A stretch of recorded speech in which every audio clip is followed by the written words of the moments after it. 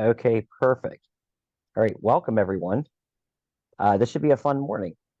So I'm Scott Campbell, and I'm the director of U.S. operations for Eddy, and I will be the host for this morning. Th Today we're going to kick off our first edition of the Teachers Roundtable, brought to you by Eddy. In this edition, we'll be talking about the use of tech in the classroom and the issues faced around it. Should be a very engaging morning. We're going to have some fun and games in between to keep us moving, keep us beating with energy. So let's first of all start off by doing an introduction of everyone who's in the meeting. First, we have Terrence Tan, who's our product manager for Eddy. Hi. Then we have, and please correct me if I mispronounce anyone's name, we have Aniket Gupta, who's the curriculum team lead for Eddy. Yeah, we've met, guys. Yeah. And we have Rebecca Beato as part of from our team here. She's actually doing all of our recording with this. Now, again, before we head into the discussion, I'd like to invite the panel members to share a little bit about themselves and share a sort of what your educational journey has been to get you to this point. Just a quick intro, and it's an opportunity for you to share a little bit about yourselves with the group. So, Christy, why don't we start with you? Christy Culp, go ahead and do a quick intro. Sure. I've been a teacher. This is my 27th year, and I graduated from The Ohio State University. I also got my master's degree from Ohio State. And I have been teaching. I've done kindergarten first, second, third, fourth. I've also been a multi-age teacher of 2-3 grades. I've been a looping teacher. I've done whole day kindergarten, half day kindergarten. So I have done a lot of grades, have found my heart and my head match in primary, which is K2. And I'm also a national board teacher, which is an accreditation I received. And I work with pre-service teachers at Ohio State. And I also mentor new teachers in my district right now. So I am a member of the response to intervention team. RTI is very important to me. So I am a member of the team and perform interventions for students K2. So Christy, as a Penn State person, I promise I won't hold that against you. Oh, I love Penn State. If you were Michigan, that'd be different. Okay, all right. Promise not to hold against you. So no problem. Okay, Annika, why don't you go ahead next? Sure. Hi, everybody. I'm Anika. Don't have quite as much. Anika. That's all good. Don't worry about it. So I've been teaching for the past 5 years. I am on the secondary side of things. I fell in love with education actually when I was about 16 years old. I started tutoring and I was like, wow, this is amazing. I absolutely love this. So never really thought of any other career. Teaching is my favorite thing to do. In the time that I've taught, I've done a lot of hopping around. So I've taught 6th, 7th, 8th, 11th, and 12th grade English. And I briefly taught 7th and 8th grade drama and theater remotely. That was quite an adventure. Did my first ever remote play. It was awesome. We'll never ever do that again, but I'm proud of myself for getting it done. And I currently teach remotely, and I've just found a lot of excitement about exploring e-learning and digital learning with students. So I currently teach students that are primarily, well, all my students are located in Taiwan, and then I tutor some students located primarily in China. And this kind of really unique remote model where my students are in the classroom in Taiwan. I'm here in Cambridge. And when I'm teaching at 8 o'clock at night, I say, good morning, and they say, good morning. And it's really quite fun. So, and as of yesterday, I just completed all my coursework for my master's at the Harvard Graduate School of Education. Really excited about next steps from here, and excited just to keep teaching and keep learning. I know I still have so much left to learn, so I'm excited to learn from all of you as well. Great to meet you, Anika. That's awesome. I like how we have a very nice, diverse group here as well. So, Rose Whitcomb, go ahead and you are next. It's nice to meet all of you. I'm a 5th-year teacher as well. I've been teaching music for the past 5 years in Everett, Massachusetts. I work in public schools and I work at 2 different schools, and one of them is K through 12 special education, and the other is K through 5 elementary. And just speaking of diversity, I feel like I have a wide range of students that I coach and just help along in getting better at music, and also just gaining confidence and like social skills. Those are opportunities that our kids really want since we're coming back from COVID, and music is one of those ways that we bridge that gap and build those communities. So it's fun. I love what I do so much. Kind of like Anika, I've been doing music ever since I was a little kid, but when I was in music groups when I was younger, that's what kind of called me to be a teacher, because I want to keep those opportunities available for kids. So that's literally what I do now. It's fun. That's awesome. This is such a nice, diverse group. And again, like one of the things that I don't think teachers think about is, or people think about, is music and how technology can be used in music. So that's very cool. So this is going to be really interesting. Okay. It is great to meet all of you. So again, this is a roundtable format. So please don't feel like you have to answer every one of these questions, but the goal is to try to get as much feedback as we can. I think we can have some nice, rich discussion with each of these questions. So first question, and I'll give everyone a little bit of wait time to think about this.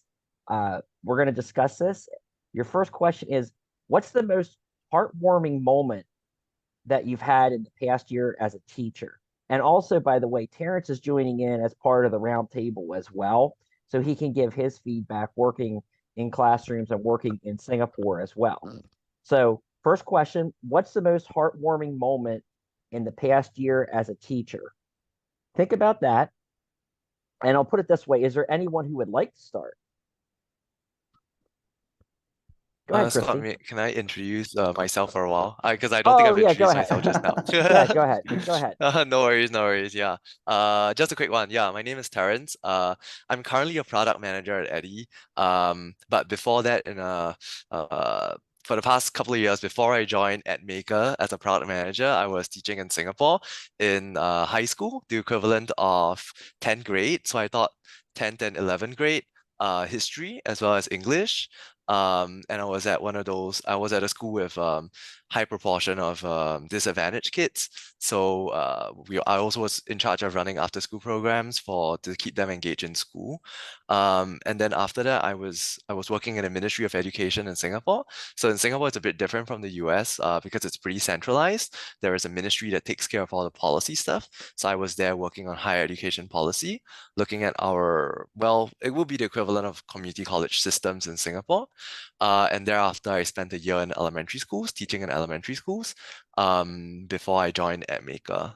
So have a quite also diverse range of experience, but definitely not as long as some of you guys here. But nevertheless, keen to share, keen to learn, and yeah, Scott, thank you so much. Sure thing. All right, Christy, I'm going to let you kick off the roundtable and most heartwarming moment that you have had in the last year. First, I want to say, interestingly enough, Terrence, I had a exchange student from Singapore stay with me. He was an elementary kid. We did a program at my elementary I was teaching, and my sons were in 5th grade, and we took a student from Singapore. So it was a cool experience for everybody. So, but anyway. Did he mention which primary school he was from? Like which elementary school he was? I'm not sure what elementary. I can't tell you that. I know we had the principal with us, but it's very interesting. But I'll talk with you about that another time.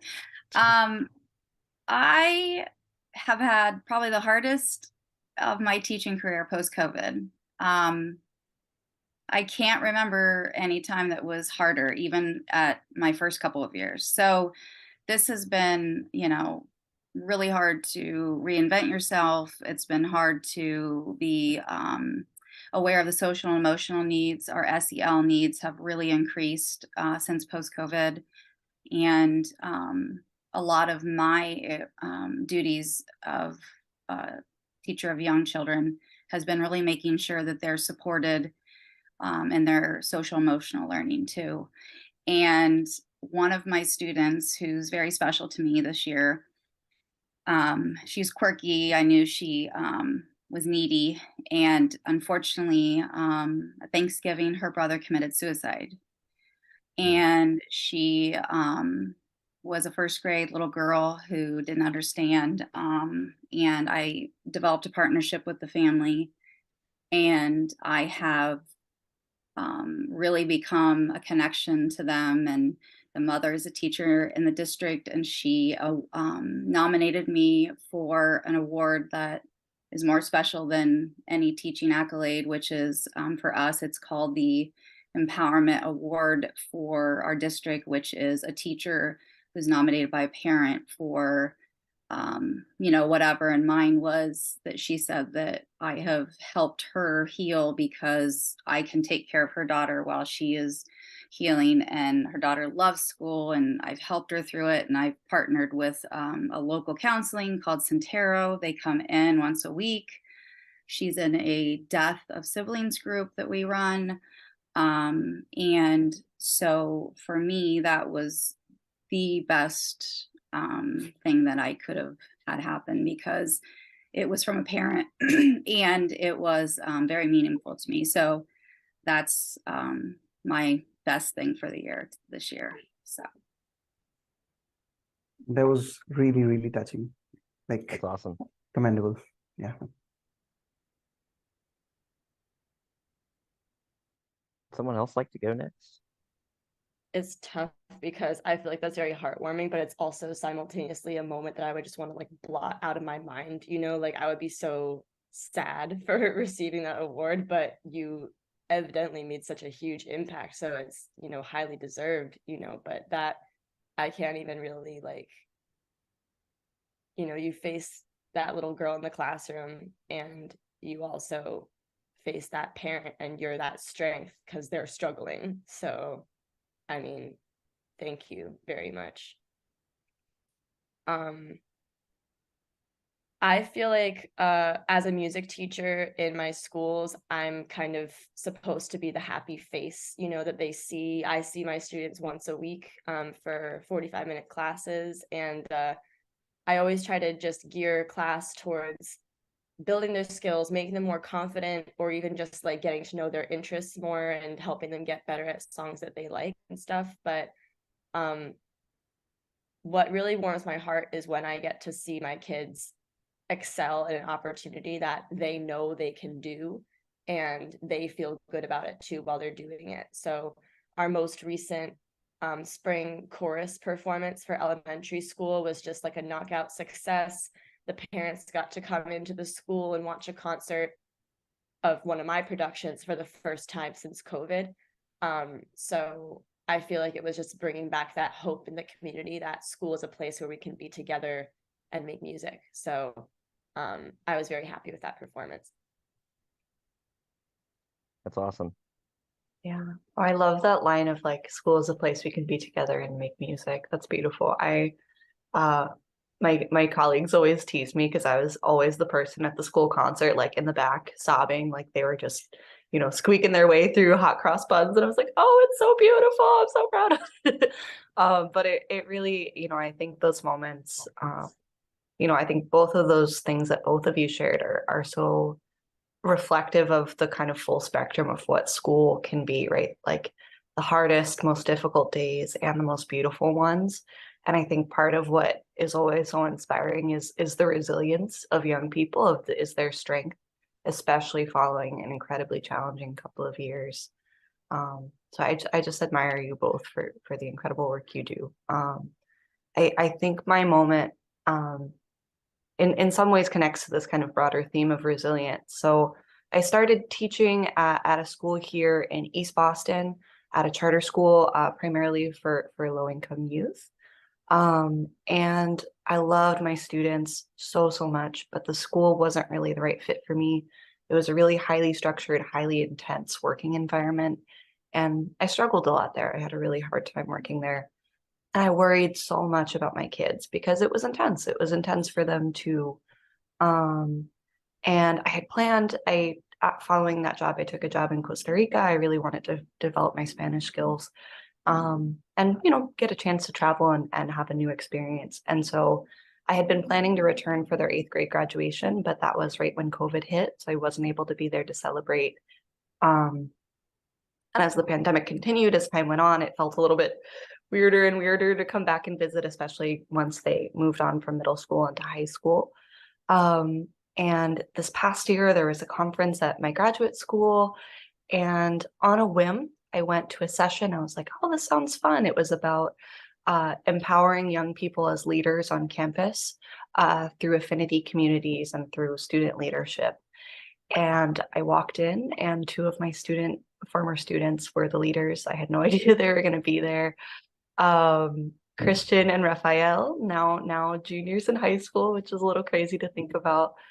And I was absolutely a mess. I was just, very, very emotional and overwhelmed, but I was so moved to see these young men just so strong, so confident, just these from the sweet 7th graders that I knew that were still growing into who they were and, making mistakes like middle schoolers do. Now these brilliant, confident young leaders speaking at a conference, answering questions from all of these adults, very serious questions, of how did you make this happen? How did you, and they were just, really on it and thoughtful. And I got to check in with them about their future goals, their future dreams. Christian is hoping to pursue medicine, and Raphael is interested in business. And so it was just, that for me was one of the most magical moments I've ever had. So that was really special. That's awesome. That's awesome. Anything else with that, or should we move on to the next question? Yeah, I wanted to say that Anika, your comment about resilience it's so true. Yeah, I mean, especially after the past couple of years, it's been really trying. I was trying to think about also what experiences me and my kids have been through.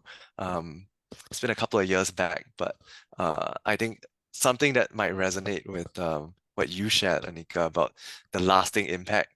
I feel like a lot of times the impact that we have on our students might not be seen until years later. And I recall there were a couple of there was one student when I was still a student teacher, and that was 5 years ago. Um, I remember calling on him for he was sleeping in my class, right? And this was when I was being observed by one of my by my mentor or my coordinating teacher who's actually going to be grading me. And he was sleeping in my class, and so I called out him. I was like, well, do you want to can you stay awake, please? And I didn't expect him to yell back, and basically he shouted at me right in the middle of class, and there was I thinking, I'm gonna fail. I screwed up. I messed up. And this is a 24, 25-year-old me thinking that. And I recall walking to his table and saying oh, are you okay? If you're not okay, you can sit out of class, but I want you to come back later. And then he was very grumpy, right? And he's been and he was in a bad mood, obviously. So the next day I talked to him, and it seemed like he didn't get much sleep previously. And he apologized, and I thought, okay, it's fine, right? Now, a few years after that, and I didn't expect him to do this at all, right? He and I didn't have a very I don't think our relationship was super warm. It was basically what I thought of as a regular teacher-student relationship. But a few years later, I think and this was after he graduated from school, he actually came back. And he was trying to find me, right? Because he had written a note to me saying apologizing for cursing at me and saying that no teacher had checked in on him after that, right? I think his family background is a little complex, and not many teachers bothered to ask him oh, are you okay, and stuff like that. And to see him actually apologize, because initially he was a teenage boy, so he's a little sullen. Just to see him come back and apologize and say, oh well, this I've been up to with my life. all the years later, even after I thought like, oh well, I wouldn't expect to see him again, that was kind of like, wow. So the impact on students are obviously like kind of delayed, and it might not always be obvious at that point. So that has stick with me through the years. Yeah. Awesome. Thank you so I much. hope these people Go ahead. watch it. Mhm. Watch this session. Like Thanks. Christian, Raphael. Yeah. Thanks so much, everyone, for your responses on that first question. That's an awesome start. So next question we have, this one, I hate to say it, but this one will probably be pretty easy for everyone to answer. What's your number one pet peeve as a teacher? Now, I'm thinking I could come up with a whole list, but I'm asking everyone to think about what is your number one pet peeve that you have as a teacher?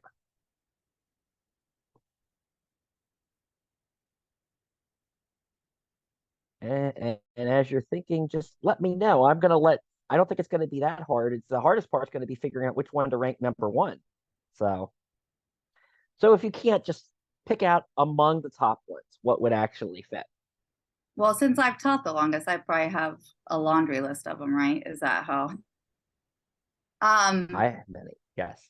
Surprisingly enough, I don't have pet peeves that are related to my students. I really don't. My students, I think when you're working with young children, that they're so pure to me and honest and raw that most of the things that they do is developmentally appropriate. And, you know, I have a massive amount of grace and patience for the younger ones. My pet peeves come in the form of adult interactions as a teacher. I feel like, especially in America right now, I'm kind of under attack as a teacher. And it has never made me feel like I'm not respected or valued. And now I am having those feelings. I believe that our admin have kind of turned into more of like yes people, to where they used to fight for buildings and fight for teachers and fight for kids, and now they're afraid to lose their job, so they're kind of an extension of central office. And so I've struggled this year with finding the value of myself through the public community as well as you know, admin, and feeling like, you know, I'm doing a great job, or, you know, I'm valued and respected, please ask my opinion on things. And so that's been my biggest pet peeve, probably, is that crazy, you know, place that we're in right now as professionals. So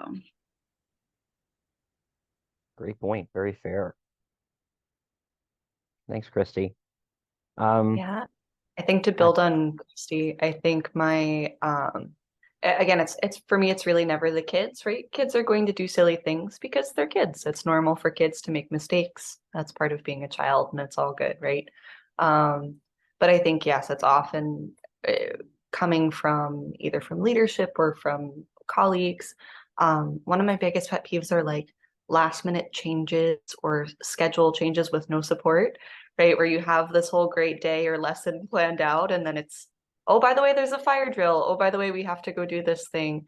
And you know, these things are just breakdowns in communications from adult to adult, which I think can also sometimes come with those more frustrating from the top, like we have to do this now because of XYZ politicized thing, which can be really frustrating, right? Where you know, you're trying to make the best experience for your students, and you often don't feel that sense of empowerment. You feel like you're kind of just pushed to do what you're told to do, often without enough time to really plan to do it well. So I'd say that's probably my biggest teacher pet peeve. Great point.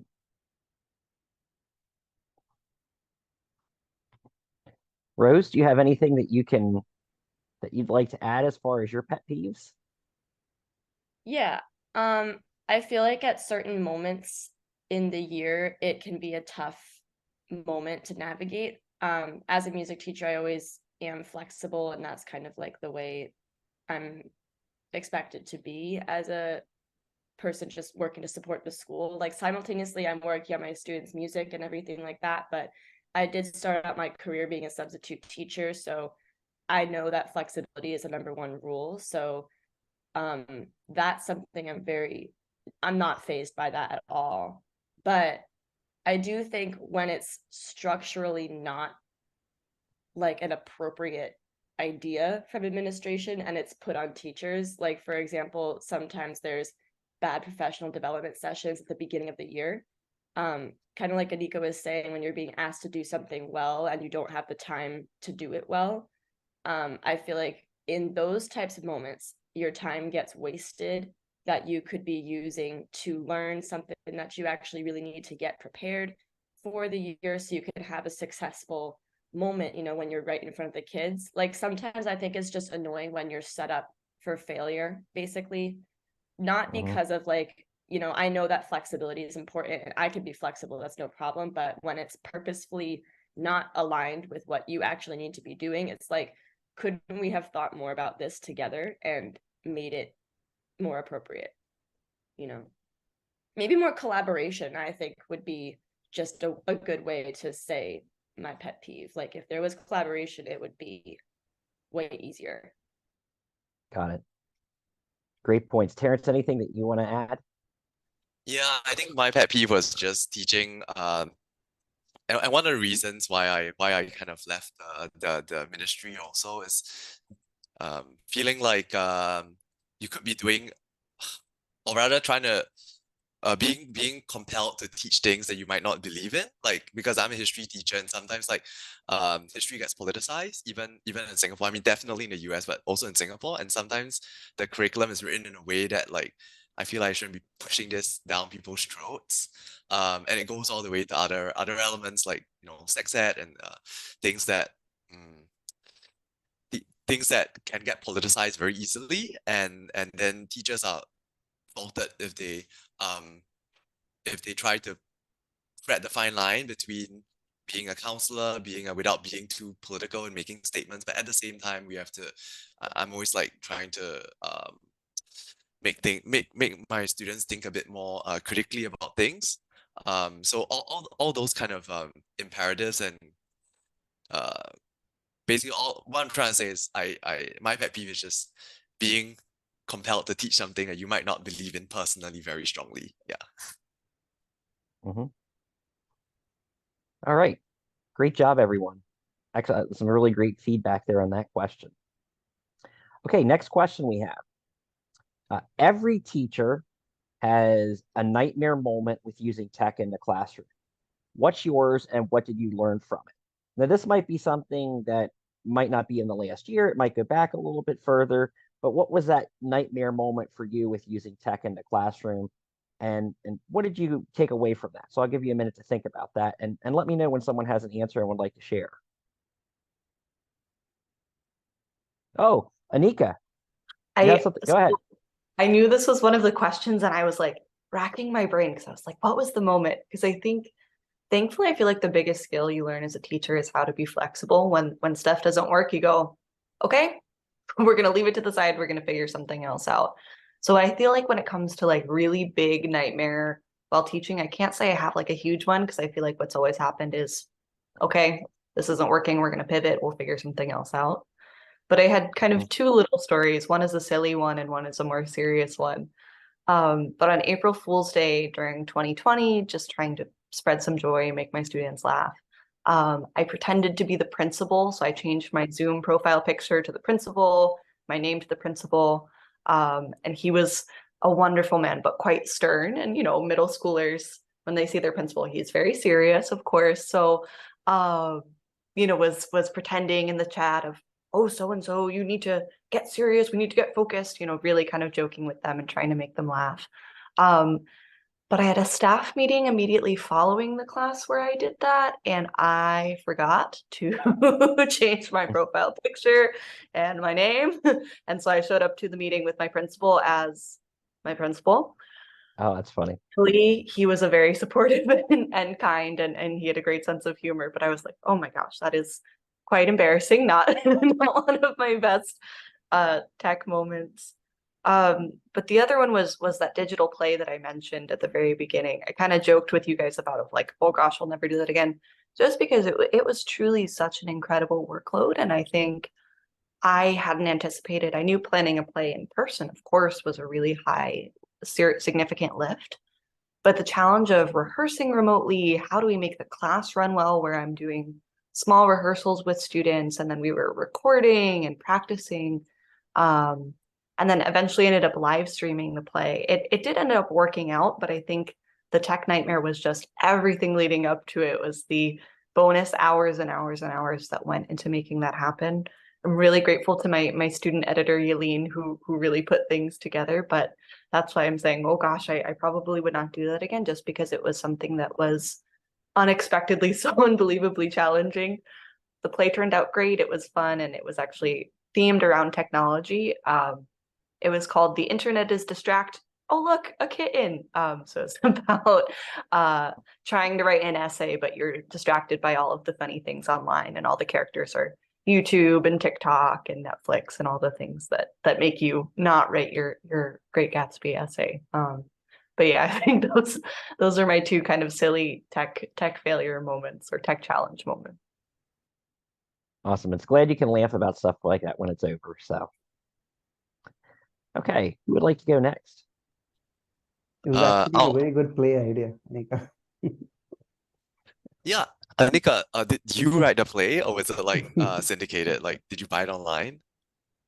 I found it online, but there weren't enough characters for the amount of drama students we had. So we co-wrote some of the extra parts. I think we added in TikTok and Instagram, the more cool apps for the kids. So they wanted to be the cool characters. But yeah, it was quite a lot of fun. I think if you look it up, I can give you the name if you guys are interested, but Yeah, I mean, it sounds Sure. hilarious. No one wants to be Friendster. Um, my story is way back pre-pandemic, uh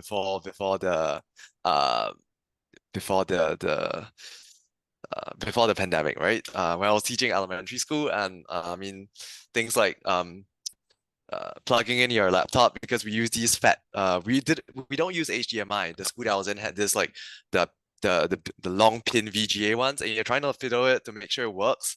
And when it actually works, what projects on screen isn't like what you shown, but actually my WhatsApp. And then my kids are all asking, "Oh, who's that? Who's that? Why do you say this? Why do you say that?" I'm like, "Oh no, gotta like alternate tab and make sure I got the right screen on." Yeah, so that wasn't like just once, that was like multiple times. So yeah, that's just my story. Nice.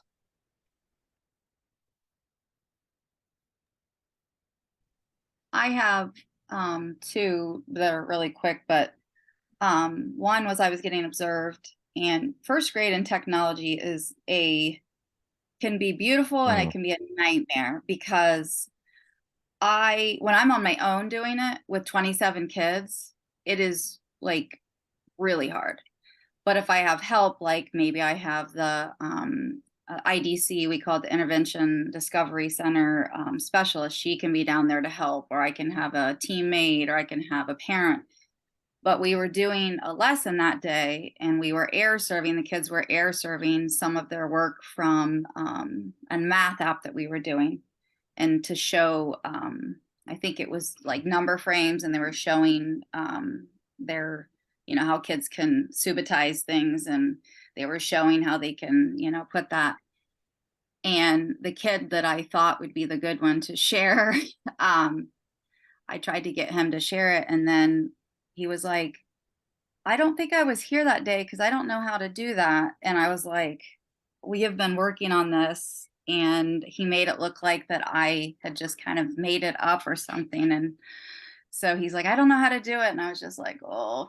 But that was that professional thing. And then during COVID, when I was doing online teaching, unfortunately, which was fun for first grade, we were Zooming, and, parents were not good at this. They had no clue how to do it. There was distractions. I had kids in daycares with massive noise in the back. I had kids, like, it was just, in first grade, you need attention and you need to move quickly. And I had a student And of course, the fun thing was like carrying their device around as they're doing things to show you what they're doing. But I had a parent in the background who wasn't fully clothed, and he was walking through the back, and all the students were on the screen, and I'm trying, like, I didn't know what, like, I was so nervous. I was trying to get rid of him the whole time. I was like, oh, like, and it was so embarrassing. I ended up emailing him separately just to say, I just want you to know, like, I had to let him know because the kids were talking about it. But after that, I noticed parents started like putting screens on the back and, you know, being smarter about things because they were new to it. But it was like mortifying. And my husband was home, and I remember afterwards, he was working in his office. I was saying, Tim, come here. Because he had been online for longer. I'm like, what do I do about this? So that was a scary thing there. Oh yeah, yeah, I get that. So, anyone else to go with this one? Just to chime in, I've had similar experiences to Terrence and Christy, for sure. It's just like COVID relived, basically.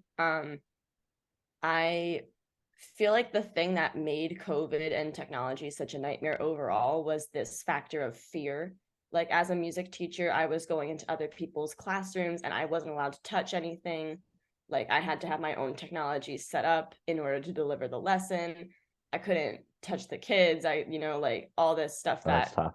actually music teachers use that in their job so much, because I mean, with like little first graders and kindergartners, like, you have to help them learn how to play. Sometimes you have to show them on their body, like, how to sing and breathe and stuff. And music is so much like very tactile in terms of how you should really teach it. And I feel like when you have something that makes it an anxiety inducing moment, it makes it much harder for it to be successful. So that's where those hiccups and nightmares can come in, for sure. Just adds yeah, to the absolutely. stress. Yeah. All right. So moving on then. I think everyone's had a chance to share with this one. How has your use of tech changed over the years? And this is probably pretty significant, I would say. Specifically between pre-COVID, during COVID, and what it looks like now. So again, just to kind of put that question out there again, how has your use of tech changed from before COVID to during COVID to the way you use tech now?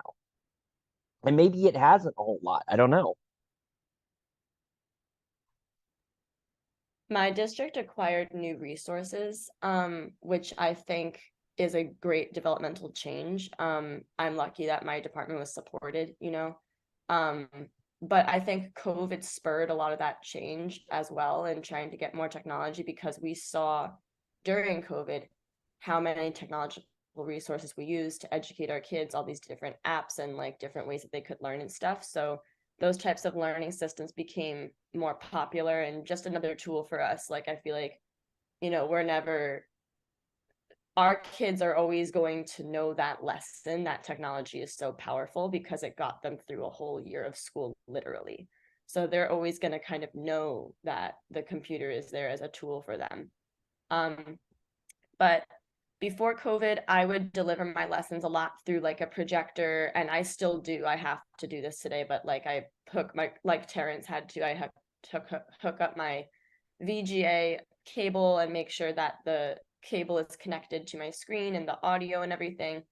And I still use that every day to play songs for them and to deliver the content of what we're working on. But during COVID, I've gained a lot of flexibility in my teaching, that I can do hybrid teaching if I want to, like hosting in person and online attendance at the same time. That's always a skill I keep in my back pocket for rehearsals that get canceled or anything like that that's out of my control.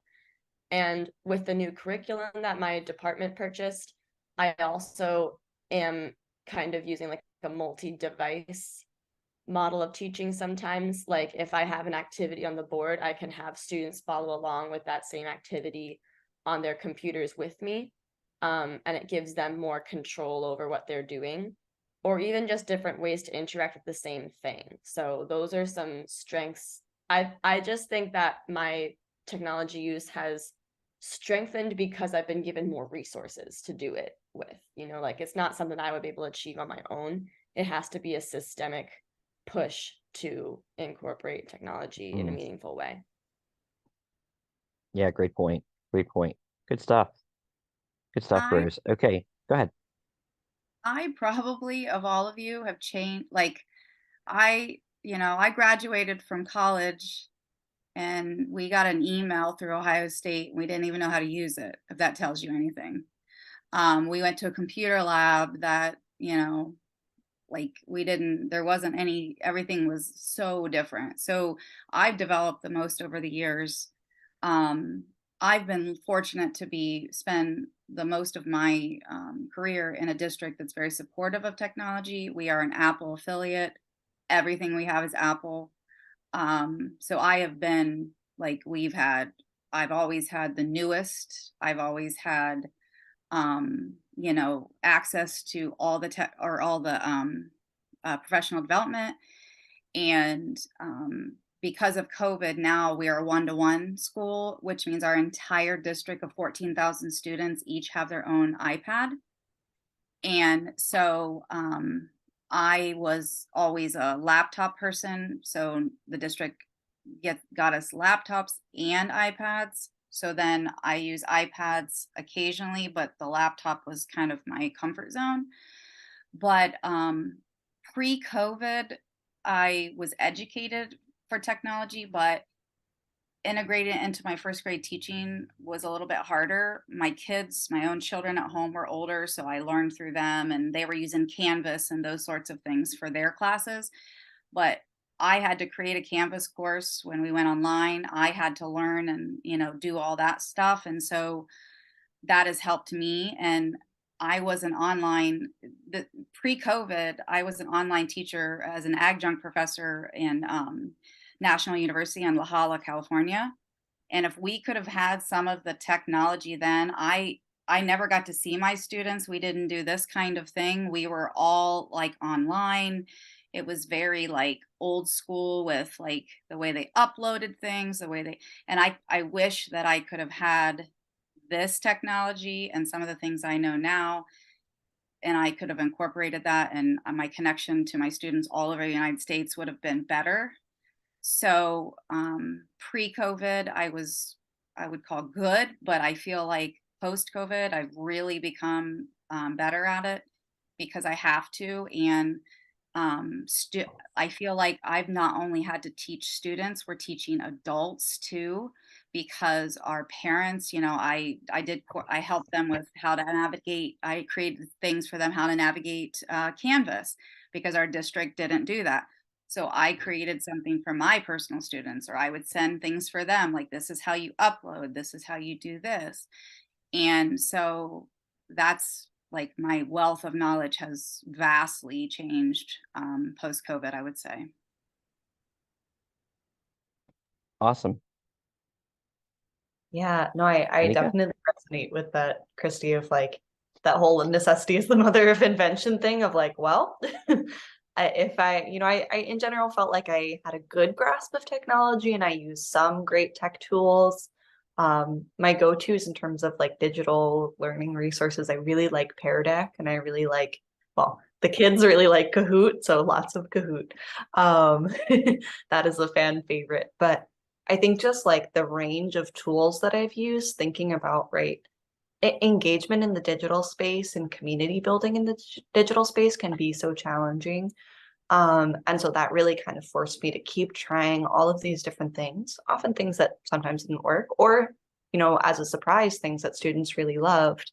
One of them that I did with my advisory group in the morning. So my advisory was about 12 students. It was like a small group where we would check in, how people are doing, what's going on in their day-to-day lives, and supporting with social, emotional, and life skills.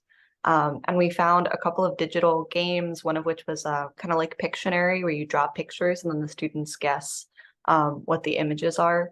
But I think just getting creative and finding those ways to build community and support students. And I've also found not only that technology is a great tool for engagement, but I found that technology is a great tool for accessibility. It's a great way to get, a quick check of, okay, here's what my students know, here's what they don't. And for, I've worked with such a wide range of learners. My current students in Taiwan, my classes are 42 and 44. So to be able to see, okay, are 44 people getting it immediately? Like I can scroll through all their answers on Pear Deck really, really quickly and get a sense of how they're doing in a way that I couldn't when I was circulating in the classroom. It's actually really exciting, right? I think it's kind of provided this chance to get a better finger on the pulse of how my students are doing, and then really immediately be able to see, ooh, this person's having a hard time, these people are feeling a little uncertain, and being able to kind of tap into that, I feel like more quickly and more responsively than I have been in the past. So yeah, I think I learned a lot by necessity, but I'm really glad for everything that I've learned over these past few years, because I feel like it's enabled me to be a better, more supportive educator for the full range of students that walk into my classroom. Awesome. So I think what we'll do, if we're good with this, is these are great answers. We're going to move to Aniket. Aniket has an activity, a fun game to break this up for, and then we're going to go into part 2. Aniket, I'm going to move things right over to you so you can do this activity with everyone. Sure. Thanks, Scott.